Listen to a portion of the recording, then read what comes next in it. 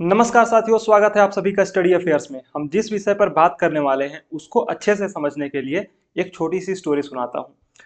एक दोस्त थे मेरे और वो एक बहुत ही अच्छे व्यापारी थे। उनकी एक दुकान थी जिसमें कि वो किराना और जनरल स्टोर का काम किया करते थे।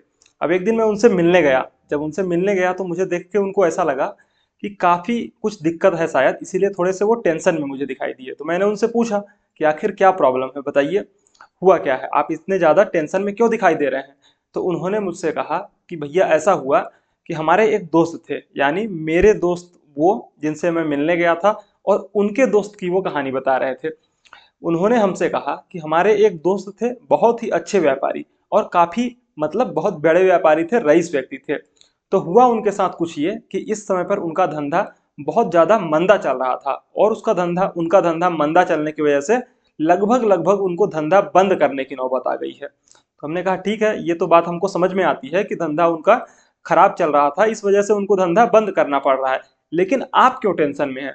हाँ, जाहिर सी बात है, आपके दोस्त हैं तो आपको बुरा लग रहा होगा। लेकिन उन्होंने जो उसके बाद मुझसे कहा, उसको सुनने के बाद मुझे लगा कि जरूर कहीं ना कहीं एक दूसरा एंगल भी है उनके एक तरीके से टेंशन में होने की वजह थी। अब देखिए बात क्या है ना, उन्होंने मुझसे कहा कि उनका जो धंधा था किराना स्टोर का और जनरल स्टोर का, वही धंधा मेरा भी है, और वो एक बहुत बड़े व्यापारी थे, उनकी पहुंच बहुत ज्यादा दूर दूर तक थी। फिर भी वो अपना धंधा बचा नहीं पाए। तो मुझे ये डर लग रहा है कि कहीं आने वाले समय में मेरा भी धंधा न चौपट हो जाए, मैं भी न बर्बाद हो जाऊं, क्योंकि मेरे यहाँ पर भी मंदी चल रही है, दिक्कतें मेरे यहाँ भी शुरू हो चुकी हैं। ऐसा ही कुछ हो रहा है इस समय पे दुनिया में।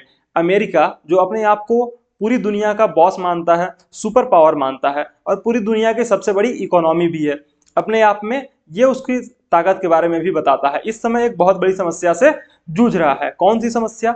समस्या नई नहीं है, उसको लगभग 5 से 6 दिन, एक सप्ताह हो चुके हैं। नाम है उस समस्या का silicon valley. Silicon valley bank जब से डूबा है, कोलैप्स किया है, उसके बाद से एक के बाद एक समस्या कंटिन्यूअसली आती जा रही है। सिर्फ और सिर्फ अमेरिका के अंदर नहीं, बल्कि यह समस्या पूरी दुनिया में धीरे धीरे फैल रही है, जैसे कि कोरोना फैला था। हुआ क्या है, सिलिकॉन वैली बैंक जैसे ही डूबा ना, उसके साथ साथ दो जगहों पे बहुत बड़ी समस्या शुरू हुई। एक तो फाइनेंशियल बेस पे, यानी कि बैंकों को, और दूसरी चीज जो स्टार्टअप्स थे उनको, स्टार्टअप्स को फंडिंग नहीं मिल पा रही है। और चूंकि बैंक्स एक दूसरे से कनेक्टेड हैं, तो उनको भी डर सता रहा है कि कहीं ऐसा ना हो आने वाले समय में हमारे पास भी लोग अचानक से पैसे लेने के लिए आ जाएं और हम पैसे उनको दे ना पाएं। वजह क्या है, क्यों बैंक नहीं दे पाएंगे पैसे? अगर सब लोग इकट्ठा लेने पैसे आ जाते हैं तो उस चीज को समझिए। देखिए बैंक क्या करते हैं, बैंक्स का काम क्या है?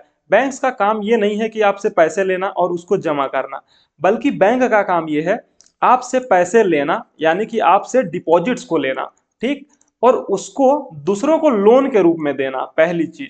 दूसरी चीज, उस पैसे को कहीं ना कहीं पर इन्वेस्ट करना, ताकि उससे रिटर्न कमाया जा सके।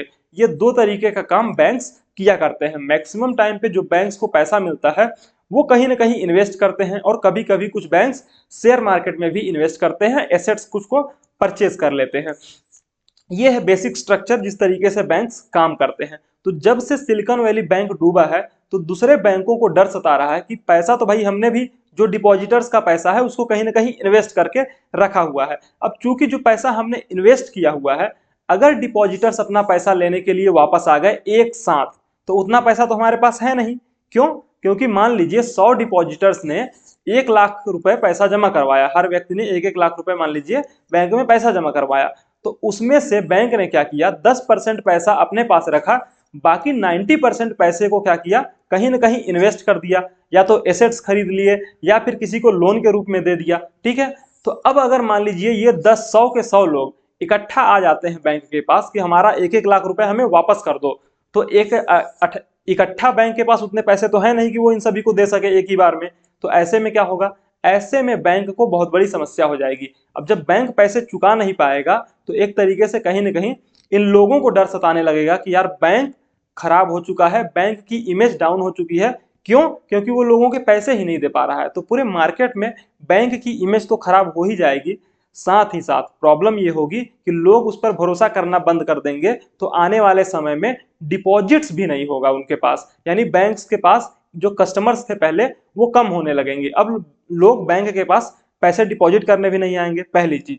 दूसरी चीज, आपको पता हो कि मैक्सिमम जो बैंक्स होते हैं या कंपनीज होती हैं वो शेयर मार्केट में लिस्टेड होती हैं। तो अब जब शेयर मार्केट में लिस्टेड कंपनी की इमेज अगर मार्केट में खराब हो गई, दो चीजें हैं जो कि कनेक्टेड हैं। कोई भी कंपनी अगर मार्केट में लिस्टेड है, कहां पर, शेयर मार्केट के अंदर में, और शेयर मार्केट में लिस्टेड कंपनी की इमेज, इमेज एक्चुअल वैल्यू की बात नहीं हो रही है, उसके इमेज की बात हो रही है। अगर उसकी इमेज मार्केट के अंदर यानी लोगों के दिल में, यानी जो भी मार्केट में पैसा लगाने वाले लोग हैं जैसे कि इन्वेस्टर्स हो गए, चाहे वो रिटेल रिटेल इन्वेस्टर हो, चाहे हाई नेटवर्थ इन्वेस्टर्स हो, कोई भी इन्वेस्टर्स हो गए, अगर उनके मन में इस कंपनी के लिए इमेज खराब हो गई तो वो इस कंपनी में पैसा इन्वेस्ट करना बंद करेंगे, उसके शेयर्स को परचेज करना बंद करेंगे। और जब शेयर्स की डिमांड कम हो जाएगी तो ऐसे में क्या होगा, उसकी जो शेयर्स की वैल्यू है, पर शेयर वैल्यू है, वो घटने लगेगी। यानी कि शेयर का जो प्राइस है, शेयर का प्राइस वो कम होने लगेगा। अब जाहिर है आपको बात धीरे धीरे समझ में आ रही होगी कि कैसे चीजें कनेक्टेड है।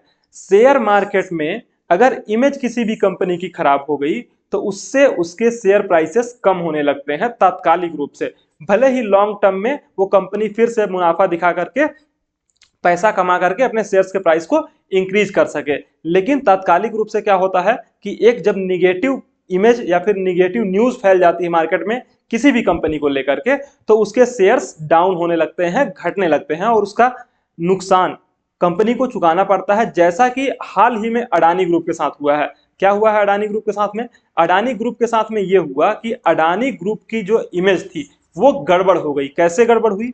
हिंडनबर्ग नाम की एक रिसर्च आई, हिंडनबर्ग की जो रिसर्च आई, हिंडनबर्ग रिसर्च की रिपोर्ट, हिंडनबर्ग रिसर्च नाम की एक कंपनी है जिसने रिपोर्ट निकाला, और रिपोर्ट में उसने क्या कहा, रिपोर्ट में उसने ये कहा कि अडानी बहुत से गड़बड़ काम कर रहे हैं, बहुत सारे घोटालेबाजी वाले काम कर रहे हैं, और इनके जो शेयर के प्राइसेस हैं वो बहुत ज्यादा ओवर वैल्यूड हैं। ओवर वैल्यूड से मतलब क्या है कि जितना इनका दाम होना चाहिए उतना नहीं है, बल्कि उससे बहुत ज्यादा है, 2 गुना है, 3 गुना है। हालांकि इस बात में थोड़ी सच्चाई भी थी कि ओवर वैल्यूड तो थे ही अडानी ग्रुप के स्टॉक्स, लेकिन इन सब की वजह से क्या हुआ कि अडानी के शेयर प्राइसेस लगभग लगभग 75% तक क्रैश हो गए। 75% तक शेयर के प्राइसेस क्रैश होने का मतलब समझिए कि जो उसकी वैल्यू थी, वो जो वैल्यूएशन थी कंपनीज की, वो घट गई, और उसी वैल्यूएशन के घटने के साथ जो अडानी यानी जो गौतम अडानी है उनकी जो नेटवर्थ थी वो भी घट गई। तो वो जो 3 नंबर पे थे पूरी वर्ल्ड में अमीरों की लिस्ट में, वो घट करके 17-18 नंबर पे चले गए थे। यही पूरी मार्केट में इस तरीके से एक तरीके से सेंटीमेंट्स का इफेक्ट दिखाई देता है, और ऐसा कुछ ही हो रहा है सिलिकॉन वैली बैंक के आने के बाद से।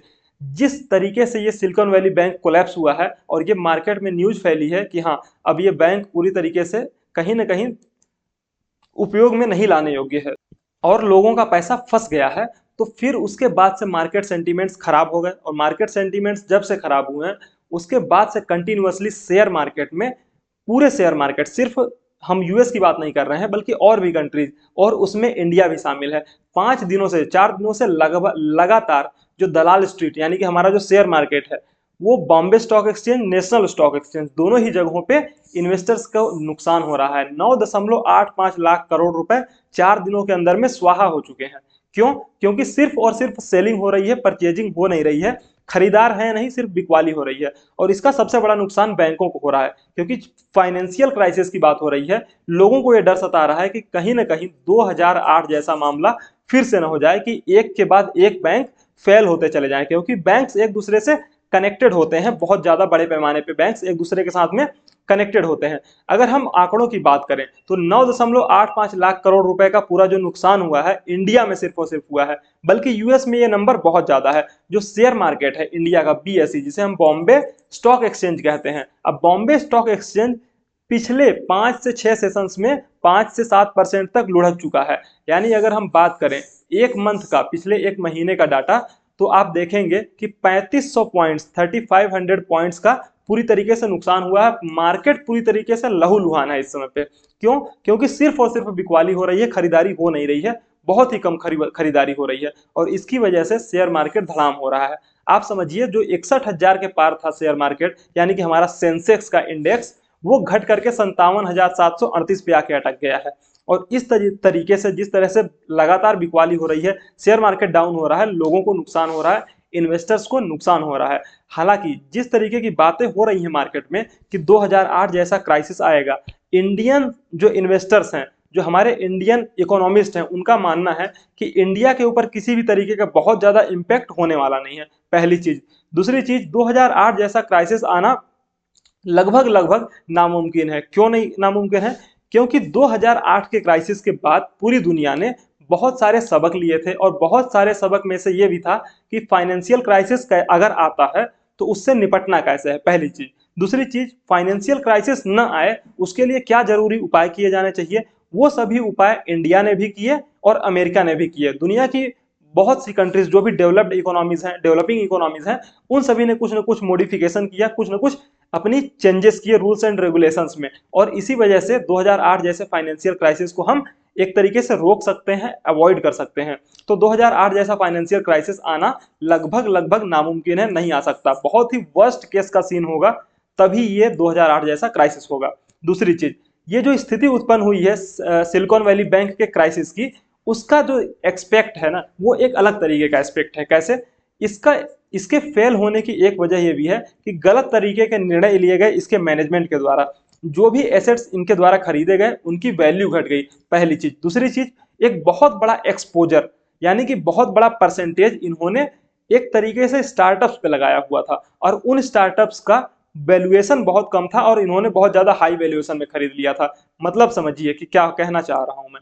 देखिए, मान लीजिए कोई स्टार्टअप है, आप ये समझिए कि स्टार्टअप कोई है, अगर उस स्टार्टअप की एक्चुअल वैल्यू है 100 रुपए, और आपने उसके शेयर्स खरीद लिए 1000 रुपए, या फिर उसके शेयर्स को गिरवी रख लिया 1000 रुपए के भाव पे। अब समझिए, अगर आपको पैसे की जरूरत पड़ी तो आप इन शेयर्स को क्या करेंगे? बेचेंगे। और जब मार्केट में आप इसको बेचने के लिए गए तो आपको पता चला कि एक्चुअल वैल्यू तो 100 रुपए है, तो आपको क्या हुआ? नुकसान हो गया। क्यों? क्योंकि आपने खरीदा था 1000 रुपए में, और आपको मिल रहे हैं मात्र 100 रुपए। ऐसा ही कुछ हुआ है सिलिकॉन वैली बैंक के साथ। उसने जो भी एसेट्स परचेज किए थे, जिन भी शेयर्स को गिरवी रख करके स्टार्टअप्स को फंड दिया था, पैसा दिया था, उनकी वैल्यू बहुत ही कम थी। यानी कि बहुत ही ज्यादा ओवर वैल्यूड स्टॉक्स को, बहुत ही ज्यादा ओवर वैल्यूड शेयर्स को, स्टार्टअप्स को उसने परचेज कर लिया था, और उसकी वजह से उसको बहुत ज्यादा नुकसान हुआ, और वो धीरे धीरे करके डूबता चला गया। क्योंकि लोगों को पैसे की जरूरत पड़ी, लोग पैसा लेने के लिए आए, और उसके पास पैसा था ही नहीं लोगों को देने के लिए, और फिर वो क्राइसिस के अंदर चला गया। तो फिलहाल के लिए इसका बहुत बड़ा कोई इंपैक्ट पड़ने वाला नहीं है।